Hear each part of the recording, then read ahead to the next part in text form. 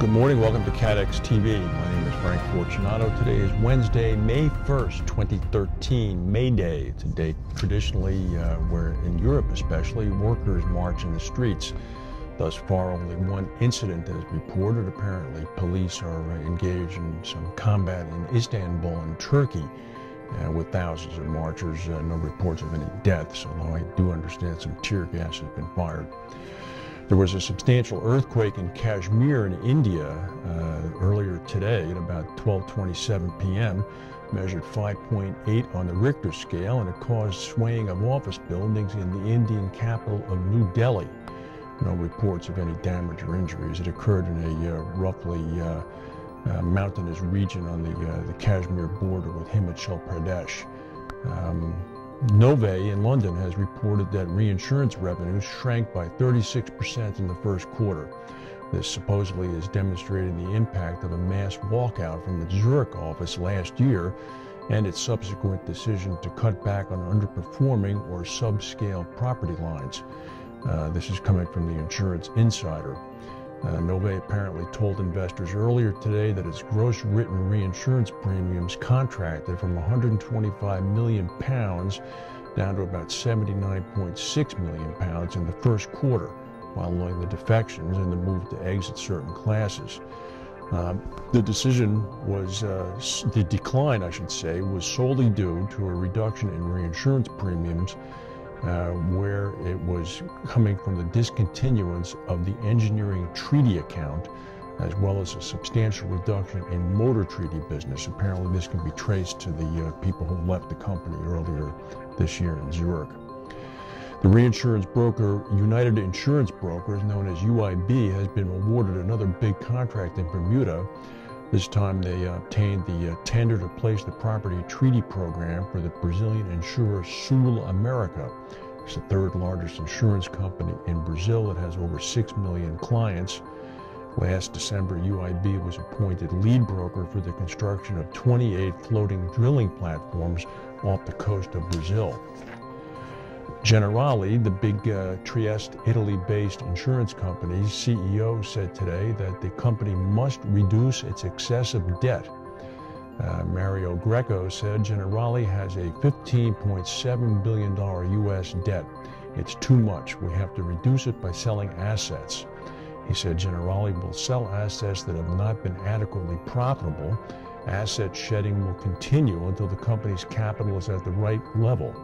The company has already put up for sale its Swiss banking unit, BSI, as well as a reinsurance business it owns in the United States. Greco has said on several occasions in the past, and reiterated earlier today, that Generali will focus on its core insurance business and will not hold, quote, strategic stakes. In London, the company Towers Watson apparently has put its reinsurance broking arm up for sale. This again is according to the Insurance Insider. According to sources, Towers Watson itself has made approaches to a number of likely strategic buyers, including Aon Benfield and Guy Carpenter. Towers Watson has not appointed a financial advisor. In Bermuda yesterday, there's conflicting reports as to the magnitude of a disruption in ferry service down there. At least 2 government ferries broke down yesterday. According to vendors on the street in Hamilton Harbor, as many as 4 ferries had broken down. And they communicated this to the Royal Gazette. The Royal Gazette checked with the government. The government said that only 2 vessels were out of service for a 2-hour period before they resumed operation. In addition to the commutation difficulties this will cause in Bermuda, there is an expected onslaught next week of some 6,000 cruise ship passengers who typically enjoy taking ferry rides. There was an interesting fire at Seattle-Tacoma International Airport yesterday morning. It occurred in the parking garage and ended up destroying totally 8 different vehicles. According to investigators, the fire began with a BMW that arrived just before the fire started. According to investigators, burn marks and soot in the garage indicated that the car may have had a mechanical defect that began the fire. It was the most serious fire to have occurred ever in the 13,000 vehicle garage. It has 8 floors. Interestingly enough, firefighters from the Port of Seattle's fire department and the Seattle-Tacoma Fire Department, who had to fight the blaze for an hour, could not move fire trucks into the garage because of the low ceilings. They had to run hoses from standpipes spaced throughout the garage to connect to fight the fire. The garage is also not equipped with a water sprinkler system. Approximately $250,000 worth of damage has been done. Smoke was blowing into the airport terminals when the automatic doors kept opening. As the garage is located across the street, airport officials locked those doors to keep the smoke out. Right now, the airport is trying to trace back via license plate numbers the owners of the cars, who presumably are far, far away and unaware of what's happened. Here's an interesting study that's been put out by the Nationwide Children's Hospital in Columbus at the Center for Injury Research and Policy.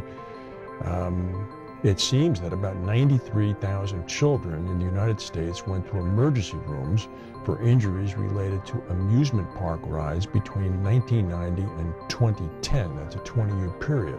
But that breaks down to about 20 injuries daily. However, of these injuries, 11,000 of them were from small coin-operated rides, typically the kind you find in malls or outside the local supermarket.